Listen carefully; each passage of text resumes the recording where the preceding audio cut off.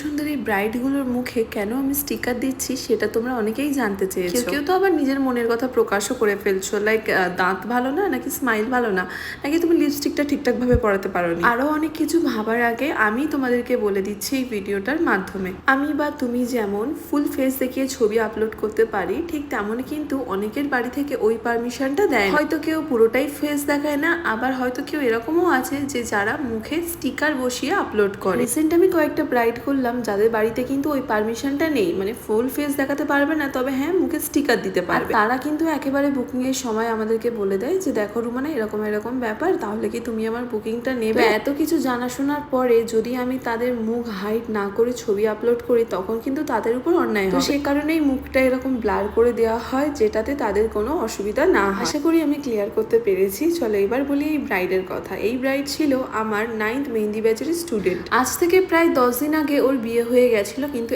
এতদিন পরে video upload করার একটাই কারণ এই সমস্ত ভিডিওগুলো এডিট করতে গেলে কিন্তু অনেকক্ষণ টাইম লাগে। ঠিকঠাক জায়গায় স্টিকারটা না বসালে বা মুভ করলে তখন কিন্তু তাদের ফেসটা রিভিল হয়ে যায় পুরোটা। আর জানো তো আমার এই ব্রাইডের লোকেশন ছিল আমতলা থেকে আরো কিছুটা, তো সেদিন শুধুমাত্র আমি ইনভাইটেড ছিলাম না, সাথে কিন্তু সেই ব্যাচের স্টুডেন্টরাও ইনভাইটেড ছিল। ওকে রেডি করার কিছুক্ষণের মধ্যে আমার সমস্ত স্টুডেন্টরা চলে আসে, এরপর আমিও সেজে নিই। আর সাজা হয়ে গেলে সমস্ত স্টুডেন্টরা মিলে খাবারের দিকে চলে যায়। গিয়ে আমরা প্রথমে ট্রাই করি মেয়েদের সকলের ইমোশন, সেটা হলো ফুচকা। ট্রাস্ট মি, সেদিনের ফুচকাটা জাস্ট ওয়াও হয়েছিল। এরপর ফুচকা খাওয়া হয়ে গেলে আমরা মেন কোর্সের দিকে যাই, যেখানে ছিল বিরিয়ানি। হয়তো আমার লাইফে খুব একটা বন্ধু বান্ধবী নেই, তবে যাই বলো আমার এই যে স্টুডেন্ট গুলো এরা কিন্তু কোনো অংশে কম নয় তাদের থেকে, বলতে পারো তাদের থেকেও বেশি। খাওয়া দাওয়া করার পরে আমরা বরের কাছে গেলাম, আর এই দেখো বর তো মুখ দেখাতে খুব লজ্জা পাচ্ছিল। এরপর কিছুক্ষণ সেখানে গল্প টল্প করে চলে যাই বউয়ের কাছে, কারণ তখনও পর্যন্ত কিন্তু আমরা গান্ডে পিন্টে খাচ্ছিলাম, কোনো ধরনের গিফট দেওয়া হয়নি আমাদের। আমরা ওর জন্য নিয়েছিলাম ছোট্ট একটা উপহার, যেখানে ছিল একটা সালোয়ার পিস অ্যান্ড